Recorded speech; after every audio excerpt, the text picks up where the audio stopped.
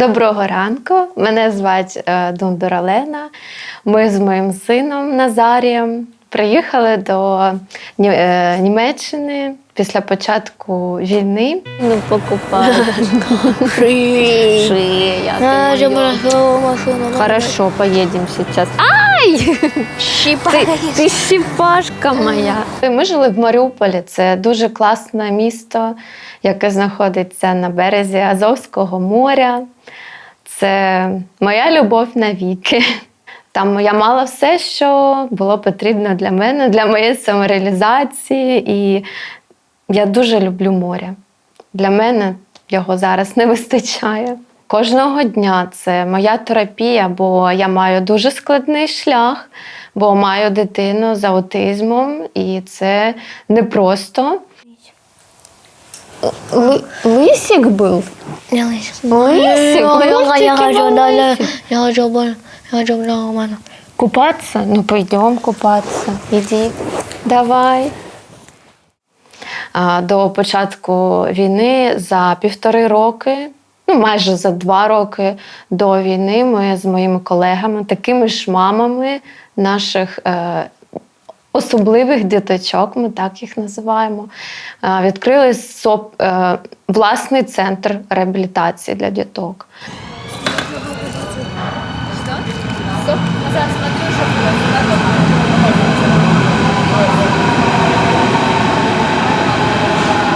Ми коли сюди приїхали, Назар, коли відійшов трішки і вже міг бути в більш-менш нормальному стані, перше, що він попросив, це «я хочу піти на море». І я кажу Назарі, тут нема моря. Ну, це дуже важко пояснити, так? Але ми знайшли трішки вихід.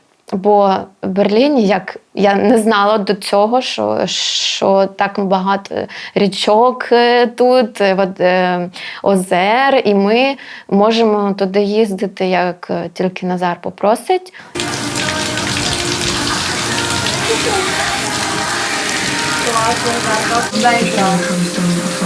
Ja, ich stand tatsächlich da. Mein Vater kam an dem Tag, wo wir das erste machen. Und ich war komplett in Schock. Also mein Herz war richtig laut. Я думаю, що це не тільки гра, а це терапія для нього. Бо за весь день він набуває багато стресу. І це і гра з водою це трохи розряджує. Забирай машину. Чебатончик, забирай машинку. Класс. Ножки вот так витри. Витри ножки. Просто щоб ви розуміли, наскільки ми не вірили, що буде війна. Я проснулася, будильник у нас стояв на 6 годин. Першим я набрала чоловіка, бо ми домовилися, що він заїде за нами. Я говорю, доброго ранку, він, Лена, ви нікуди не повинні йти. Все, це почалося.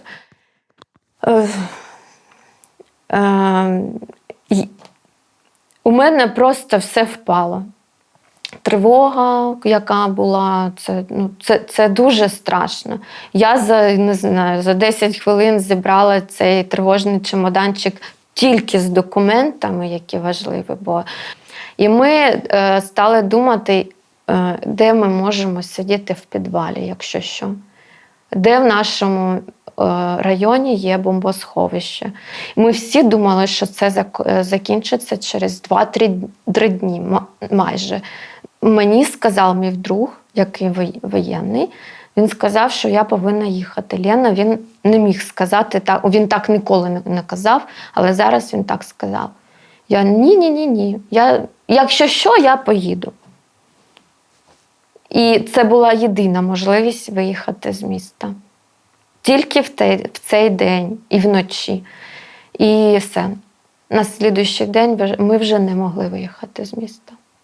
Ми це дуже довго сиділи. Ми 3,5 тижні сиділи в підвалі. І ми не ходили на вулицю. Бо на вулиці там просто місто руйнувалося вщент. І це було страшно, бо там були інші люди. Ми спали сидячи, бо ми давали місце діткам. І як це для Назара це був великий стрес. Потім Назарчик вже через 10 днів він вже звик до цього. І ми постійно ці дні ми збудували, бо підвал був дуже маленький, дуже грязний. Ось, і не було води, не було нічого, антисанітарія була, і від цього всі дітки почали хворіти. Так, вони, розстройство желудочно-кишечного тракту у всіх, а потім вже і у нас почалося, бо у нас вже кінчилась вода, і ми повинні були пити технічну воду, яку брали в колодцях.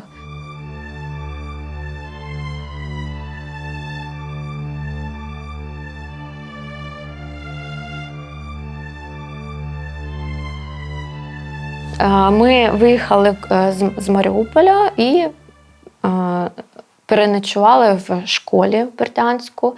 І зранку ми вирішили, що ми не повинні бути тут, ми повинні їхати на територію України.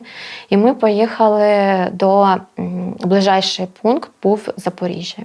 Ми були дуже щасливі. Ми там 2 дні були, бо ми перший раз за це вже 4 тижні, можна сказати, помилися. Так, у нас не було змоги ніде по дорозі теж митися. Ми поїхали з моєю подругою вже на її машині до Львова. Ми вирішили, що ми там поки пересидимо, бо там ближче до границі, і там щось, може, придумаємо.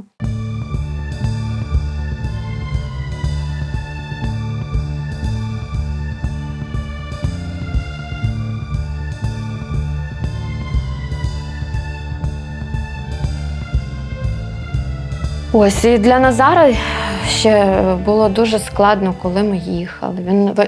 Він не розумів, чому ми їдемо, куди. Я не могла йому це пояснити, бо дитина з аутизмом не розуміє.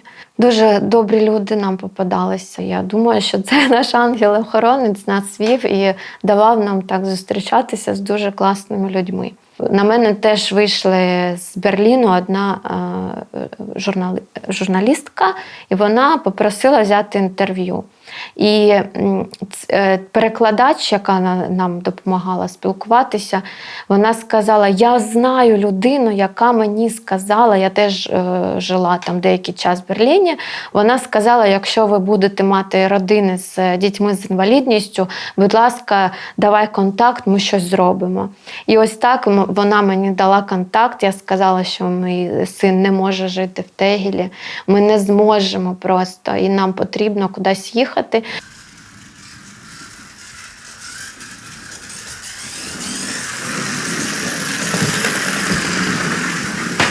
Томас якраз мав, ось у нього велика квартира, його донька з'їхала до цього там деякий час, не так давно.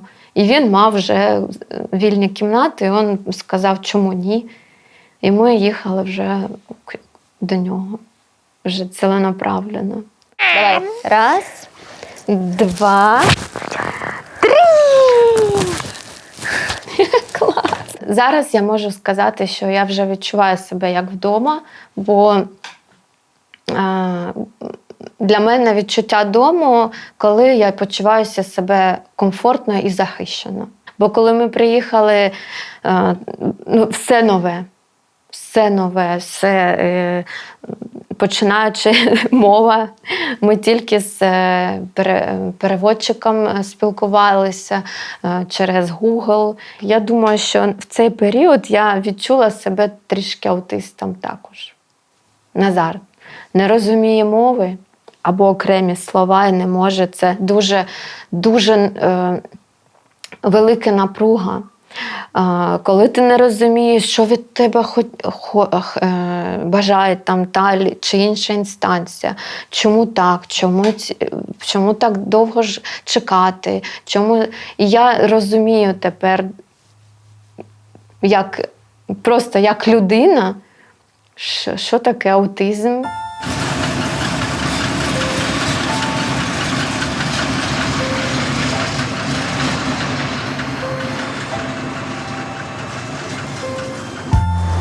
Назар, какую машину ты хочешь? Я хочу на большую. Большую? Ух ты! Совсем большую? Вот такую или вот такую? Назар, вот такую, хорошо. Я хочу большую. Большую машину, договорились. Голубь.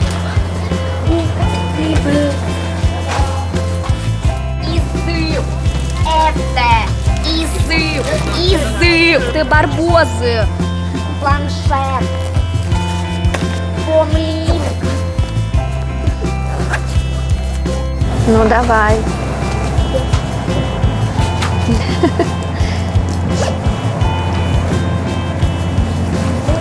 Все? Так нормально?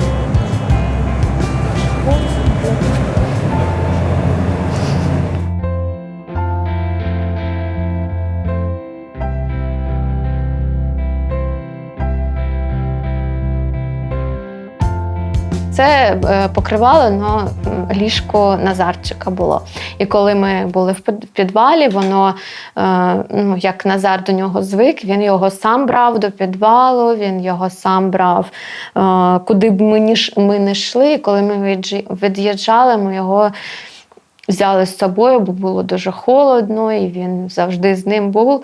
І коли ми їхали в цьому волонтерському автобусі, там дуже було холодно, і я думаю, що він відчував себе як в якомусь гнездечку. І зараз для нього це як такий, я думаю, символ того, що щось таке от для нього з іншого життя, з нашого минулого життя.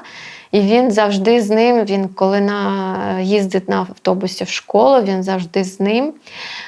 Він укривається, їде так же кожного дня, як він їхав з України до Варшави. І потім ми вже в потязі в дуже комфортних умовах їхали вже на IC до Берліну, але він з тим одіялом вже весь мокрий, бо йому жарко було, але він так хотів.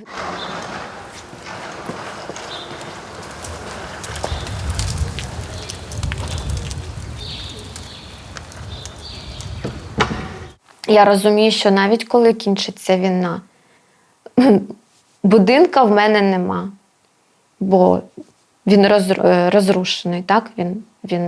Будинка нема просто, де жити нема. Нема роботи, яку я будувала так довго, так? І з моєю дитиною, яка потребує особливого догляду. Зараз думаю, що мені робити тут. Тому що я дуже багато вже пережила починати життя спочатку.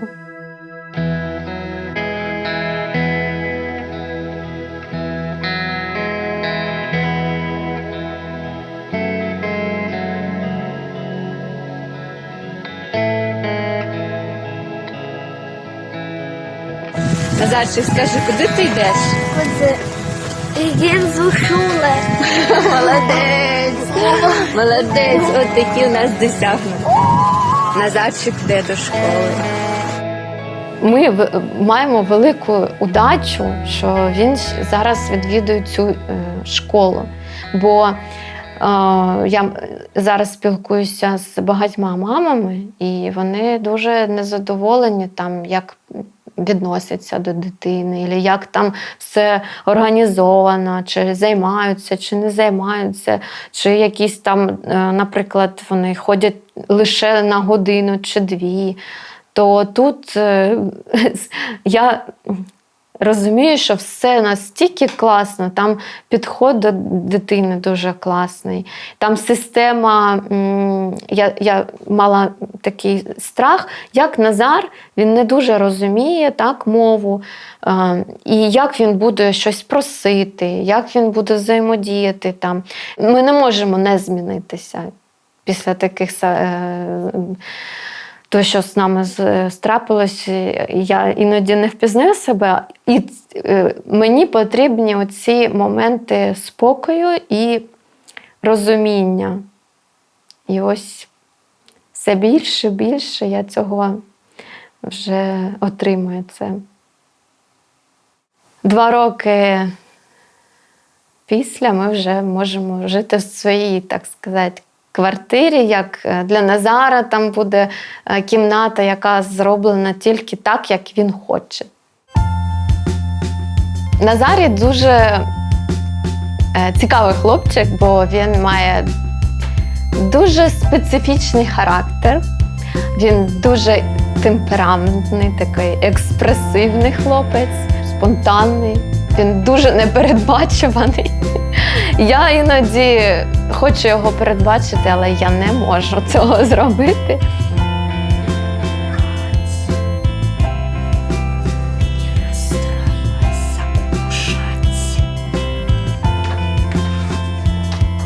Расстраиваться. Куратка. Кушата. Кушатка.